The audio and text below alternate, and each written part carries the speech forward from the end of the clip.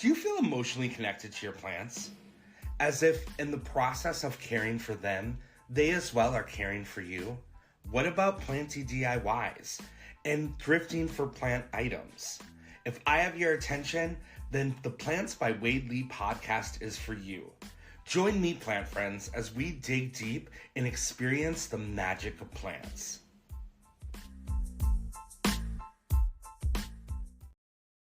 Plant people, and welcome to the third season of the Plants by Wade Lee podcast. I am super excited to have Dana on again, Leafy Diva, one of my favorite guests. All we did was laugh last time. It was so much fun. I was thinking about it today, and prior to our podcast episode, you had not went on an excursion yet in the rainforest. So, and you've been on two since then, I believe. I have. Yeah, I can't wait to talk to you about that. I'm Welcome, glad. welcome. How you doing? Thank you. I'm glad I'm here. Good. I'm glad that you're here too. How you doing? I'm doing really well, actually. That's good. Plants are thriving. They're doing their thing. Yeah. I'm thriving. You went through you went through a winter in New Orleans with snow. That was new. Yes, we did. That was probably one of the best things to start the new year is snow in New Orleans. Like proper snow in New Orleans. Yeah. It hadn't happened in like a long time. 119 years or something. Wow, that's insane. So the whole city was shut down. Yes, the whole city was shut down. And we just all went to the French Quarter. Well, the people who could walk there, we all went to the French Quarter. We just played like kids. That's so awesome. That's so awesome. Yeah, I remember like living in New York City on snow days like that sometimes, and same thing. The city would just shut down, and people would just be outside throwing snowballs at people, at strangers that you don't even know. It's fun. It's funny because when I used to live on the East Coast, snow was extremely inconvenient and I hated it. But here in New Orleans, it's magical. Yeah.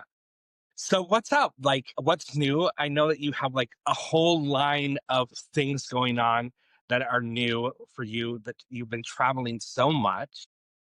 I have. What do you want to share? Okay, let's talk about my favorite subject, Ecuador. Yes, What do you want to know?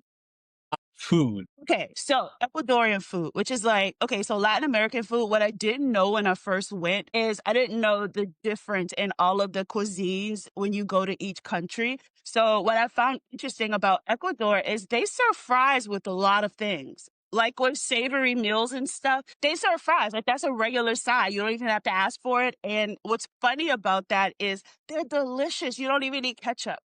That's awesome. That's so Everything was just so fresh. Like yeah. everything seemed like it just was locally sourced and cooked from scratch. Yeah. Like while you were on some of these tours, are there like fruits and things that are berries, things that are growing on the way that you can try? Or is that like a big no-no? No, we went to hike the rainforest at one point and we tried a few different like tree berries and things like that. Just things that the indigenous people would just eat, like if they were just walking in the forest. And then at Ecuador proper, like their headquarters, they have like an edible garden area and they have little berries there that we tried. That's so awesome. One thing that I saw through following, I was diligently living my life through you while you were there. The boat that you were on had stopped, had died. What? My life, I might not be here with you today. But seriously though, like, I mean, y'all seem super cool about it, and like no one.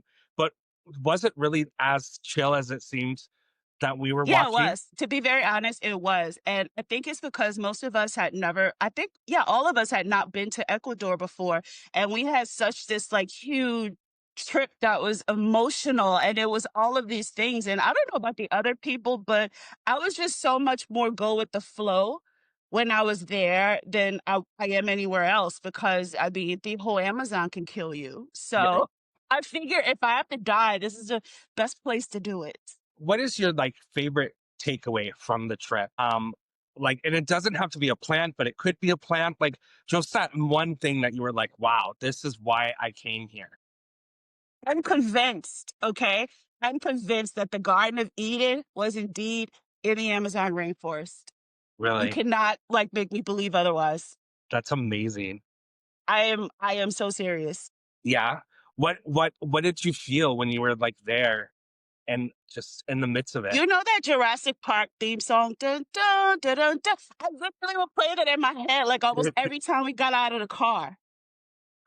Because all of those plants just look prehistoric, and we were basically climbing up a mountain the entire time that we were going. We were high, high up, like you're looking down at clouds. So all of climate going up the mountain was different, and it was just so interesting to see all the plants at all the different layers of altitude. Crazy. That's insane. So both trips that you took, were they both to Ecuador? Yes, They they're both to were. Ecuador. Wow. Did you bring any plants home with you? Box from Echo General literally sitting in my living room right now. I was gonna do an unboxing video for it because I literally just got that package yesterday. That's a So yes, we were able to pick out plants and have them ship them to our house so we didn't have to worry about them on the plane. that's awesome. That's so, so awesome.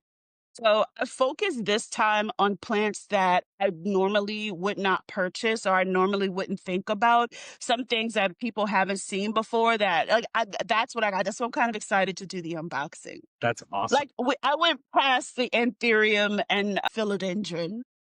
That's so cool. What about living with someone, a stranger? I mean, a lot of these people, right, from the planty community online, but what is that experience like? 'Cause on the first trip, we had about 15 people. And when you have lots of people, the dynamic changes. So we were all this like big tour group and we all had so much fun and we were like cool with each other. But this past trip was more like intimate. There were 6 people and all of us were women of a certain age. And so it was like a girls' trip. Like, it was just like the girls go to Costa Rica, the girls go to Jamaica. Like, we went to Ecuador and we had the best time. I didn't even upload most video from it because everybody was just the goofiest of themselves. And we got along so well. We're like, this group right here needs to go on another trip. That's awesome. I love that. Um, all of your plants and um pond, how is that going for you?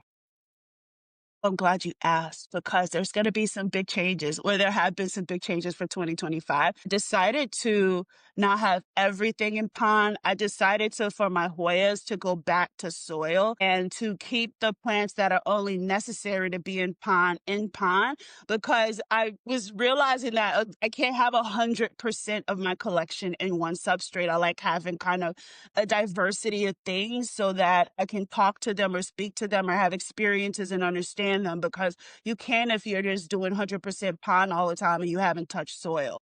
Yeah. Um, and it's only because you want to be experienced with other substrates. It's not because it's not working. Yeah, no, it's not because it's not working. Because to be honest, when I like started putting things back in soil, I'm like, whoa, there's soil between my fingers. I haven't had that sensation in a while. Yeah, there's something to be said about that. It totally grounds you. I mean, I think that's why It so many does. people fall in love with being plant parents because it really does put you in that place of feeling grounded and connected to the earth. No, it does. And with like succulents, cactus, some Hoyas, the pot isn't really necessary because those are plants that are very drought tolerant. So they don't necessarily need to be sitting in water the entire time. So I can just take one of those and just dunk it in water to bottom water it, bottom water all of them at the same time. So it's easy. Yeah. And speaking on that, a great subject I think to talk about and the evolution of your plant collection. Has there been times where you're like, this plant just really doesn't serve me anymore? All the time, I just don't show it on video you because people can't take it. They can't take it. yeah. Sometimes you give them to your neighbor. How is she doing? How is her plant She's doing really well. Her house is now jam packed with plants. So we're getting to the point now where I will just put the plants on top of like the garbage can or something to hope somebody walks by and picks them up because giving plants away is a lot of work. like coordinating all of that for a time for someone to come and then making sure it's in his bed. Like it's a lot. So but yeah, that's why y'all have not heard about anything because I've definitely done a lot of changes. Is because the feedback is always crazy. And I'm like, I will spare you guys if it hurts that much. Yes, people go nuts over your plants and them not being in the same space. Kid from Germany sent me a DM and he was upset. He let me have it. What? That's Yeah, I got hilarious. rid of a Scindapsus and it was really big and he was like, he could not have that. He didn't he like in the most kid way wanted to know how I could do that. Oh my gosh. I didn't see your pictures today. You didn't participate in Naked Gardening Day I didn't even know it was a day, but I probably was not gonna participate. and World Naked Gardening Day. It's the first Saturday of May. So I no, was I just thought they picked like random days during the year. did And some it's an excuse for influencers to like be naked and put plants in front of them. I love it. yeah, yeah. I was gonna do the podcast without a shirt, but then I thought Dana didn't want to see that. Big hairy guy. Yeah. I I last year I participated. My garden looked amazing last year. We've been kind of having a drought in Florida, which is crazy. I don't think it's rained in over a month, which is insane. Yeah. That's crazy. What plant do you feel like you still have your eye on that you have not gotten yet? I don't have one. You don't. Nope. You didn't see anything while you were in Ecuador and you're like, because you picked it up and you had it sent Did to get you. some plants. Yeah, I picked them out. But as it stands, quite literally, as it stands right now, there, if I got no more plants and I could just have the plants I have, I would be fine with that. What? I'm sorry. Every plant I want. Okay. That's a great thing. It is a great thing. It is a very, very great thing. What do you have planned next? What is on your agenda for your next adventure? Ooh. I'm gonna go to IAS this year. And I I didn't plan to pick up my travel schedule, but it just kind of happened. And then I'm also really excited. I have some partnerships that I don't really talk about any of like the background stuff that goes on with my channel, but I have some brand partnerships that I'm excited about. I have other travel plans this year that I'm really excited about. So this is the year of travel. To where? Borneo, Southeast Asia. Wow, That's where a lot of the Hoyas come from. really? And then you would do a Hoya tour. Like a nature tour. Like one of my friends is like she's organizing the entire trip. Her name's Denise. And she loves putting those trips together. I probably might go like to her Borneo trip this because she's a plant enthusiast as well. So she knows the itinerary to have for a trip. Tropical Seductions Yes. is her IG. Yeah. Yes. So if y'all are looking to go to exotic places and look at plants, she is the person you need to be following. See, and I love this feedback from you because you are someone that I really trust in the plant community. Seriously. And I know that you wouldn't just be hyping someone up and go on a second trip too. Like that was very telling too. Yeah, I love that she does this for the plant community. She does. I like that you said that you think that I'm honest because I really try to be. I try to be so hard. Y'all don't know how much stuff I turn down because I'm not 100% sure. But this trip to Ecuador, the trips to Ecuador, I am just a fan of. Like we were actually going to be there for 2 weeks instead, like for two types of trips. So we were going to go to the north and then go to the south. The north trip got canceled, so we just did the south. But yeah, I was gonna travel around Ecuador. Like I love that place. I just what interests me is that it's such a bucket list trip. It's such a once in a lifetime deal that I'm surprised everybody doesn't wanna go. Yeah. Yeah. And talk about the process. Like how like there's already everything organized, right? So what are you responsible doing on these trips? So Ecuador takes care of everything, right? They take care of everything. And so once you get there, all of the transportation, the hotels, all that stuff is in the package. So, and then Ecogenera themselves have the on the itinerary to visit like the different greenhouses in their Ecuador location, and they have tours like the Native Americans, the indigenous peoples, and all those things. So it's just one of those trips that you would see on TV, and you would just never imagine in a million years that you could go on that trip, and Yeah, that is how that trip felt. that's awesome. That's so amazing. And then it's all tied around planty things too, because Yes.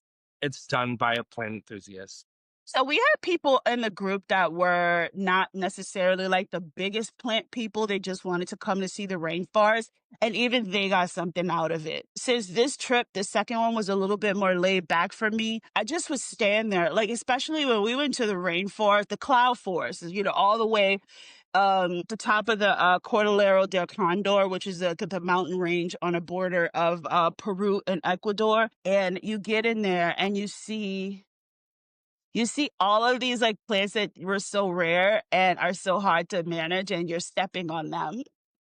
They're on the forest floor, or they're just randomly going up a tree. So I saw a bunch of philodendrons, more anthuriums than anything, like ton of anthuriums, some peperomia. Like I was just floored. Like what? This is Yeah. growing here. Veracosum were everywhere. And where were like the anthuriums living? They were like in shaded areas underneath trees and things?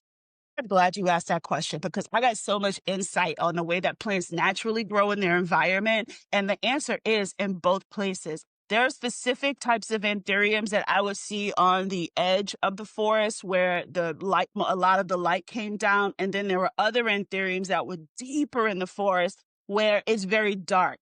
And that's another thing too. I don't think that people realize how dark the rainforest is. It's dark, right?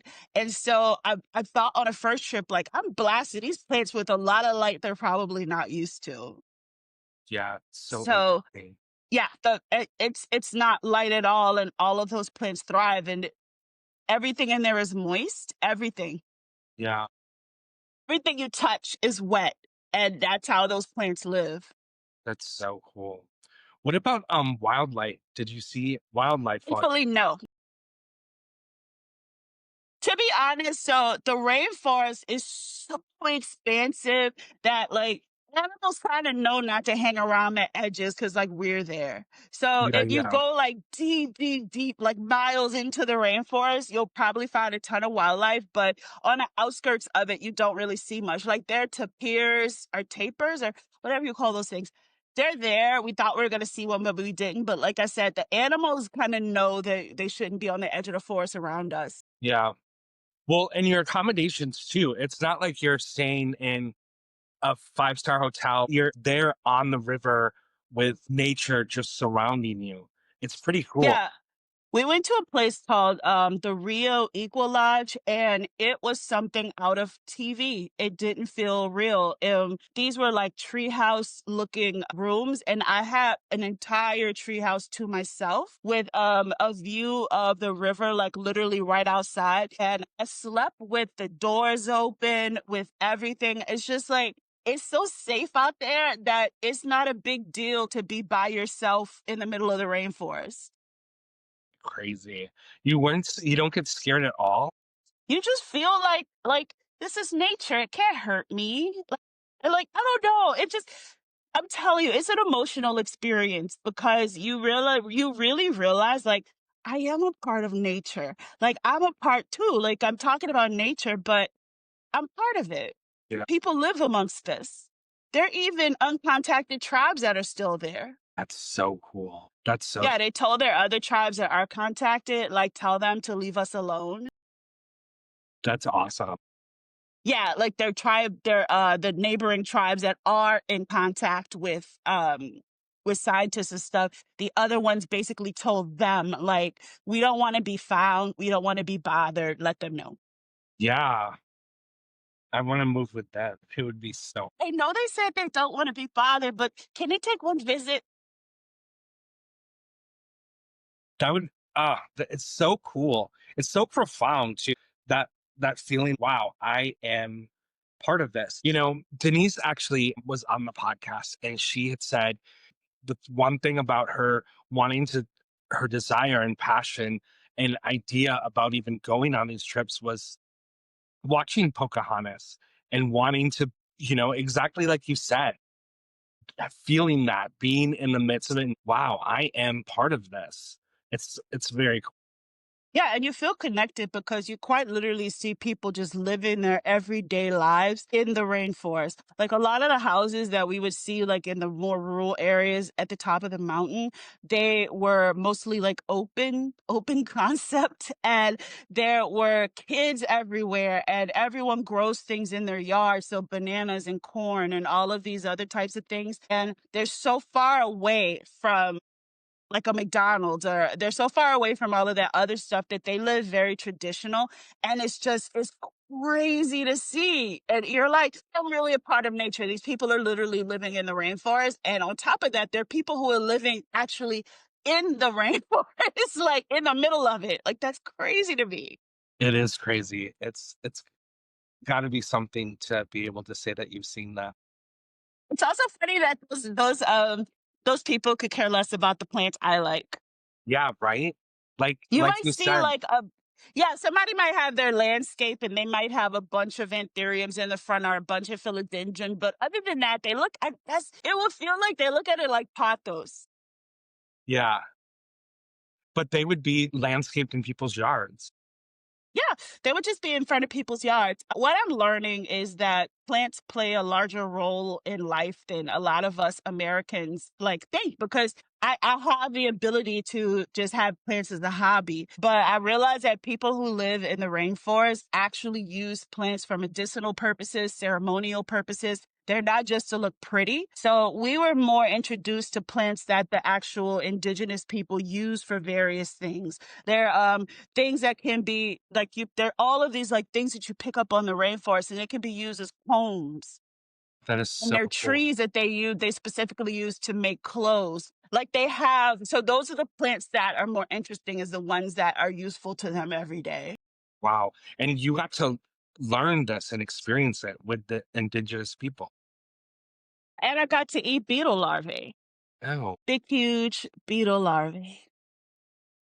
I'm not lying, it was this big. what is the larvae? That's the this insect itself.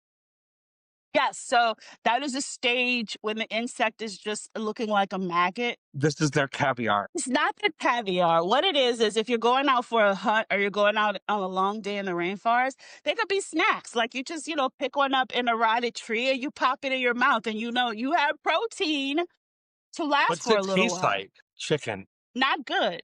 Not good. They're raw. What Raw. Actually, that video is on my Instagram page if you ever want to see it. But I was floored myself that I tried it. I'm glad I got it on video because I cannot believe that larvae was big.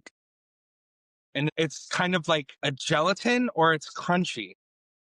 It's crunchy on the outside and soft on the inside. So gross. And did you pull it out of the tree or did someone have it like No, ready for you? so when we went to eat lunch, which was prepared by the indigenous people, they had the larvae and they had a bunch of them, right?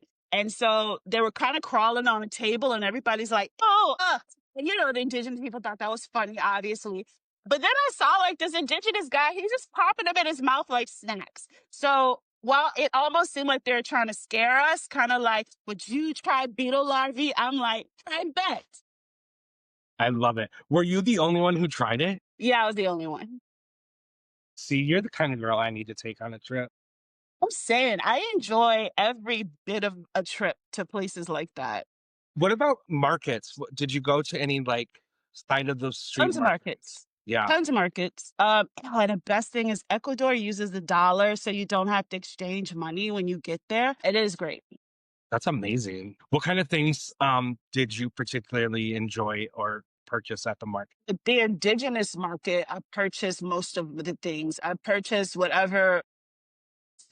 This is gonna sound weird. We sniffed something in the forest, like a green liquid that you put, like, you wring from a plant. You put water like on these leaves and you put it in your palm of your hand. You like sniff it in. I got that. because it's like drinking coffee. It gives you a little Really? yeah. They use it for ceremonial purposes to like see visions and things like that. But like to see things more clearly in a spiritual way. So I got those and I got some of their serving ware like bowls and things like that. And yeah, I got them all as like gifts for people. You're so nice. That's sweet. What do you look forward to in the trip to Asia? If I go to Borneo, what am I looking the most for? I'm not gonna lie, it's the rainforest. Again, it's the rainforest. Because what I'm interested to see is the differences between the rainforest over in Ecuador and then over there, and like, compare notes and see some of the similarities and the differences. That stuff just intrigues me so much. And how plants grow differently and Yes. yeah. Yes. I really believe that if this were introduced to me when I was younger, it would have absolutely been my major in college. Like, absolutely. There's no question about it. Yeah, yeah. I love that. What about in Ecuador at Equagenera? What is their like space like? Okay. So I don't know if you knew this, but so Ecuagenera is probably one of the wealthiest families in Ecuador. Really? And the city that they're in, like Cuenca and Gualaceo, they are a big deal and a major employer in those areas. So Equigenera themselves offers like social services, they offer internships, they offer all kind. They even have housing on their properties for their employees. That's amazing. So they're a huge part of the community. When we first went, we got to meet Pepe, one of the other owners, and he was just telling us that they had a soccer team. They were working on a stadium. We looked into a place that Ivan said was going to be a high school. Like they take it very seriously, and they're also big in conservation. So I also think that if you go to Ecuador, it's good to support them because they really are doing things in the rainforest. I was told last on the trip that one of the guys that we were with, they discovered a new, I think it was an orchid. Yes, they discovered a new orchid and they were able, like he described it and they were able to name it. Like that's the type of work Ecogener is doing. Yeah, that's amazing. 'Cause they're not poaching plants from the rainforest. They Mm-mm. growing them right there. I'm glad you mentioned that because in the very beginning, when I got into like the whole e-commerce part of plants, people were like, "Oh, Ecogenera like plucks plants out of the rainforest and all of this other stuff." And I went there, and I'm just like, people just start rumors.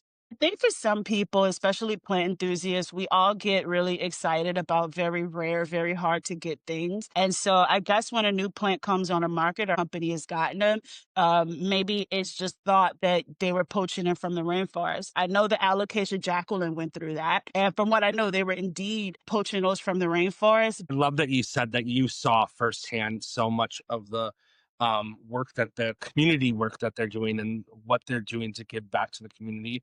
It's so awesome. It is awesome. And then you really begin to appreciate the work that everybody does to come out to these pop ups because they're on a part of the mountain, and Guayaquil at the bottom of the mountain is there. I think it's the capital, and that's where the airport is. You have to go hours down that mountain to get a flight to even leave. So they're doing a lot to travel over for this pop up, and it's just really, really interesting. Just recently got to tour their nursery in Apopka, and Oh, that nice. alone was astounding. I couldn't imagine to be there in Ecuador and seeing it. It's a once in a lifetime experience. I'm definitely going back at some point because kind of Ecuador's caught my heart a little bit. But I definitely want to go. Like the next place I really want to go for rainforest stuff is Colombia. So I was talking to Denise and I was talking to one of the guys, one of the biologists at Eco General, like, do y'all know any people in Colombia we could like connect with to get like something going? That's where all of the velvety leaf anthuriums live. Well, most of them. I love that you know all of this. It's so cool. Yeah, I'm Told you like, if this were introduced to me when I was younger, this would have been it. yeah, yeah, I was actually thinking about going back to school, and then I was just like immediately like, no, I hated school. yeah. The time has passed. I'll just self learn. I mean, you can get very far nowadays with a certificate, even like a horticulture certificate. I mean, and that's like, Figure I'm gonna do something in the future, but then I've had so many opportunities open up for me to like really study plants and to learn about them that I have to like it's not even a thought. I'm learning more and more every day. I recently did a video and I gave like tips for tide constellations. And at the end of the video, I did talk about fertilizer. And I got really positive feedback from that video. And then I realized that we really don't talk about the specifics of fertilizer. And we don't talk about the specifics of a lot of things actually, because as influencers who came into the plant space basically brand new. Some of them came in brand new. There's just going to be so much that you don't know and so much that you are afraid that the information's wrong or something like that. So I noticed like certain complex topics just never get covered.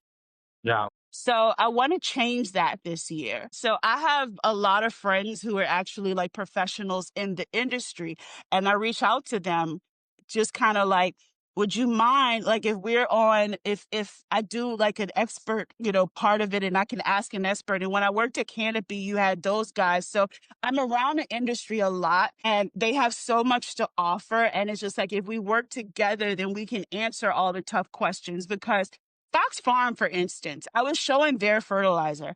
They have been in their family owned business that's been in business for decades. They know everything. They're happy to help. So for the fertilizer part of my video, they helped me with that. They looked over it. They made sure that everything that I was saying was correct. So I think what I'm going to do, well, I know what I'm going to do is next time we're going to do a standalone fertilizer video. And this one will probably be honed in on a specific fertilizer topic and go really in depth with it so people can make better purchasing decisions. So yeah. Fox Farm has been great. To be honest, so you're a hairdresser, right? Like you do hair, Well, right? I was since we met or since we last had the podcast. I retired and I'm a full time gardener now. I got a dream job at the place that Malcolm and I got married at, and I no Wow. longer do hair. So as of November, I no longer do hair. I'm in the garden full time, which is amazing. But go ahead, go Congratulations. ahead. I'm sorry. Yes, I was gonna say, like, you're a professional hairdresser. You went to school for this. You do heads every single day, and then just some kid comes in and like, "Hi, I'm from YouTube doing Totally. hair in my house. Do you mind being on my video and talking about hair?" And then just kind of like, "Where did you come from? Are you serious enough for me to even waste my time doing this?" So I think that if people were more serious about approaching professionals in the industry and really made it be known that they are trying to get this education out and that they're very serious about getting that information out, they wouldn't have a problem getting anyone to be on their stuff. Yeah, yeah. Yeah, I mean, I'm still flabbergasted of half the people that say yes when I ask them if they'll come on this podcast. Yes. But, the majority is yes, and I think people want to help and learn and teach and be of service of what they know. They want to carry that on, which I think is so beautiful. Yeah, like I consider you my friend. You're serious about this. You have everything set up. You really do good interviews. So people are open to doing them because it's not a waste of their time. I'm just gonna tell you, like as an influencer, and I know people don't like hearing like the influencer part, you just want to know about plants. But as an influencer, editing and filming take up a lot of my time. And if I could, I would do twice a week YouTube long form videos. I love doing them. They're just so hard to edit. They're not hard to edit, it's time consuming. Because if you've talked on camera for 2 straight hours, and you're trying to condense that down to about 20 minutes, you have to watch 2 hours of footage over and over and over and over again. Yeah, yeah. I was going to ask you that too. Like, would that be something that you could give to an assistant or something? But you need to know what Everyone's been the trying to make me do that. Everyone has been trying to make me do that. I'm just gonna say I have control issues. yeah. So I would rather sit here and complain about how tired I am than to give it to someone else. Yeah. I mean, there is something to be said. People think that you just turn this camera on and it magically all just happens afterwards. And and No, especially it's when, actual work. yeah, and if you have closed captioning, you have to go in and correct all the words that Oh, They, yes. and And I'm on Red Note, so I also have to do Chinese translations. oh my God, yes, that's what I want to talk about. I'm glad that you brought that up because I remember that during TikTok, you're like, peace out. And it was the next day TikTok was back. And Leafy Diva, Leafy Diva on my red note. So you're still doing it. You're in it. Yeah, one of my followers yesterday wrote like, "You're still here," and I'm like, "I'm never leaving. I'm never leaving." It's awesome. What kind of things did you find um, different that uh, from that platform to TikTok? For one thing, is the way that Chinese people consume social media. Social media is looked at as a place to go to like feel good, to be happy, to like have happy thoughts. They don't necessarily go there to be upset or to argue or to rage bait. So for Zhao Hangshu, you just pass a bunch of videos that are positive and they don't really like to talk about things that start arguments because, I've heard they say just it's not healthy to do that. So you get a break from all of that. And if someone does get on Zhao Hongshu and does like an entire think piece on something, they're just kind of like, report it. Really, I love Yeah, that. That's so yes. cool. I love that. So my channel in particular is just positive all the way around. And the Chinese people, apparently, I don't think that they have many like certified, like, real plant influencers. They have a lot of them, follow a lot of them, but they love getting that information. They love it. And they grow a lot of people don't know that southern China is subtropical. Yeah, So you have a lot of people that are growing these plants outside just like they would be growing them in Ecuador or in Indonesia. yeah, yeah. That's fascinating. And what about the translation? So the app automatically translates. Well, I had to buy another translation app. I had to use captions, but I think between CapCut and I found a better way to do subtitles because the problem is with other languages, if you're a Romance language or a Latin based languages, I can look at these captions and kind of tell what's off and what's not working. I can't do that in Mandarin because I don't understand most of those characters. So I don't have a way to know if something's wrong. Wow, that's so interesting. So you have to um you have to translate it yourself. What I do now is I use AI. So I will run my video through like GPT or DeepSeek and ask it to I asked it to translate it in a very like understandable language and to also dupe out or swap out words that are not familiar to Chinese people. So for instance, Thai constellations over there are called gold splash turtleback plants and Monstera deliciosa itself is called a turtleback plant. So when you say things like Monstera Thai constellations, they don't really know what you're talking about. Or when you say Anthurium, some of the characters write out into like a light stick candle plant. It's the translation is difficult, but I think I have a system now. Wow. And you've learned this all since going onto the platform. Like that this was named that. It's fascinating. And what a lot of work. I No am interested wonder. in things like a 5-year-old. Yeah. People like Dana ain't outside because Dana can't be outside. She got these videos to translate. She's in here looking at CapCut tutorials. Wow, that's amazing. On Red Note, Oh, like all other the plant time. people. Yeah. Time. All the time. Actually, I tell my followers on Instagram, you guys need to up your begonia game because the Chinese people love begonias. They love. I literally could just go to China and do like an apprenticeship and learn all of the begonias. They take them very seriously. So there are so many varieties that I've never seen before that they just grow naturally.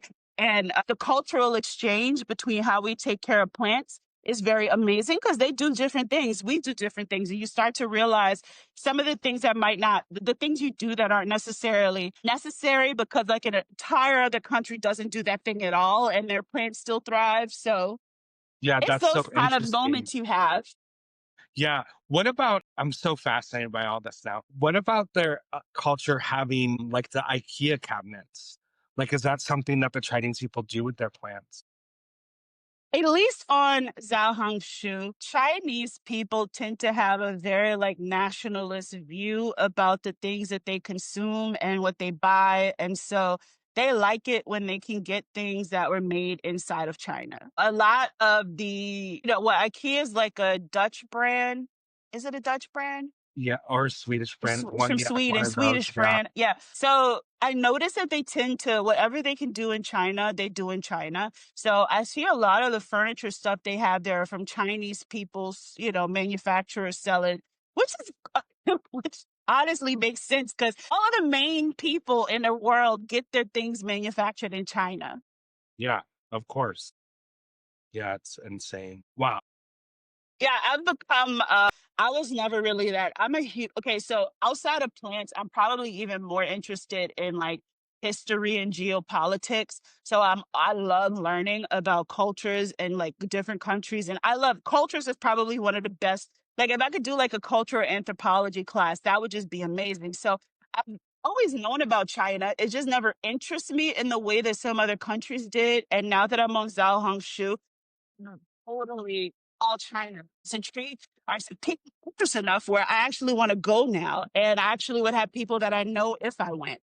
Really? You built relationships already on this app. And just the same as like my Instagram, my TikTok, or my YouTube followers. They're just in China. I love you. I just think it's so fascinating because it's a lot of work. I can't, and it's a whole nother platform. I'm not monetized in China, so it's all a passion project. Which again, it just feeds into my love for like world history. So it's just Mhm. like it's scratching two itches. So it's like I don't want to be like, oh no, I'm trying really hard. These are the interactions that I look for with foreign people. Yeah. So And for I'm people having that are on that app, it's Leafy Diva there as well. Yes, it's the same on there. And as far as like monetization, when everybody went to Red Note was kind of overwhelmed and didn't really know how to do things or because it was a lot. And so over the months, they've done a lot of upgrades to the system. And at some point, and I have to look back, they were going to start to open up monetary opportunities to American creators. And so I'm really glad that I stayed on that app. I had no idea where they were gonna do that. So, but I stayed on that app, and now I think I have to look into it. That I think that I'm open to that, and if I am, I don't mind working with Chinese brands. Yeah. They reach out to me, but I can't really work for them, and that might change soon. Yeah. That's awesome. So, so awesome. Yeah, and the plant sellers in like Indonesia and all of those other places, I feel like if they want to break into like the Chinese market, I don't know. I have lots of plans from a Red Note account. So amazing. I was talking with a big grower and he had said that he has a huge market. It's like the Chinese market is so big for plants. Like it's a national phenomenon, like actually. Yes. Yes, and they're so much more appreciative than y'all, okay? Like, they are so much more like, they genuinely appreciate plant content. They watch it, they call you teacher, they're, like, they consume all of this, and on Red Note, you can share photos, so if I do a video on Thai constellations, everyone's gonna show me photos of their Thai Oh, constellations I of different love that. stages. Yeah, they are very serious about their plants. So, I don't know why they've been ignored for so long. Yeah. Because I get technical questions from them. Like when I do video, like very technical questions. And then I also have an American following on there that never saw me on the American platforms that follow me on Red Note. That's so cool. Yeah. That's awesome. Evelyn. It's funny we haven't talked about my plant collection because I've been doing so much other stuff this year that my plant collection itself has kind of been on the back burner a little bit. And I won't lie, I had most of these plants for years. It's not like they take a bunch of upkeeps. It's just been me learning about other people's plants. Yeah. Yeah. How does that feel? Like do you give yourself grace when you're like, oh, this plant's not doing the best it's could because I just don't have the time and space and energy to do it. I go through like so I have very severe allergies and on top of that I go through seasonal depression. So usually while spring is great for everyone else, I am usually laying in my bed looking at the wall, looking for the whole day. And during those times, no problem throwing away a plant. Actually, arguing with the plants for not understanding I can't deal with them right now. And that's kind of why the plants that are here that are very large, that's why they are, because they've been able to take neglect. They've been able not to be watered for 3 weeks and be okay. Yeah. Yeah. And you still have a lot of your plants and well, all of your plants, right? In self-watering containers. So that helps. Some of them that aren't in self-watering containers, but most of them, the overwhelming majority, are in self-watering containers. Because like I'm looking at my rattlesnake calathea now. People have problems with that plant, but it's in soil in a self-watering planter, and I don't have to think about it. Yeah. I've heard that a lot with calatheas and self-watering containers that they do so well. Yeah, because I don't really have a I hate I don't really have a problem with calatheas. I feel like in the beginning, I got tons of spider mites and all that other stuff, and then I found that calatheas take I saw some calatheas when I was in Ecuador. They were always, like, down on the forest floor in, like, covered parts of the forest, so they don't see much light every day. And so I had a couple of mine very close to light, and that stresses them out. And that then it gets prone to diseases and to pests and to all of those other things. So I took this calathea. This was a couple years ago. I took it and I moved it and I put it under some other plants. Thrived. I never had to treat it again for spider mites. So I am a huge fan of growing plants that they are most used to because then you'll have the least amount of problems with them. Everyone can find you on Leafy Diva on all platforms. Let me rattle them off to you. So I at Leafy Diva on Facebook, TikTok, Instagram, and YouTube and Red Note. 5 platforms. That's how much I work. And do you have a website? I probably will never have a website. Yeah, I love. I, yeah, just social, even though social media is a lot. And I noticed that like most of my brand deals and stuff like that are done like via email. So you Yeah. don't really have to worry about any of that. So the next place that people could find you is IAS. Yes. Hopefully, yes, be Yes. there this fall. I'm gonna be there for a while. So I'm gonna be there for a week. Okay, cool, Yeah, I want to be awesome. there for a long time. Because a lot of time when I go to industry events, it was like for work purposes, and it's like we fly in and fly right back out. But this time, I'm just able to just go and chill and hang out with friends and things like that because it's like a little reunion for some plant people. You see It your really is. friends. Yeah. Going to PlantCon and meeting everyone that I talked to on here, it was so much fun. I think that was like the greatest joy of, Their you know, growth has been insane over the years. I think that they hit on a niche that really resonated with a lot of people because yeah, I think it's because they made this actual convention for plant enthusiasts and not necessarily for industry people. yeah, Because, like, say something like TPIE, the average plant enthusiast wouldn't really get anything out of that. yeah. But at IES, they do. So, but even IAS, you know, you have all the professionals there. You have that, you know, you have it's also kind of an industry thing. But like, I feel like PlantCon is that one thing that is just for the plant enthusiasts. Yeah. Have you been to a PlantCon? No. Yeah. Yeah, it was cool. It was really, really, really fun. Yeah. Thank you so much for joining me again, second time around. So those of you, First conversation was comical, and now this conversation was a little bit more hard hitting, more like in depth. yeah, it was. Well, I think too, that you've experienced some of these really cool Yeah, trips that, there's so much to talk it's about. like we have to talk about them. Yeah, yeah, it's so cool. If you want to talk about Ecuador, I could speak for hours about it. Like I love it when people ask me about it. So yeah. Yeah. Well, thank you so much. And for those of you that are interested in these trips, you can follow Tropical Seductions and get all the information from Denise on the next trip. She's German. She's German, so she has her stuff together. She does. She has her stuff together. You can go on a trip and you can rest assured that Denise has everything taken care of. I love that. What a great send out. All right, my love. Thank you so much. It was so good to Bye. talk to you again. Bye.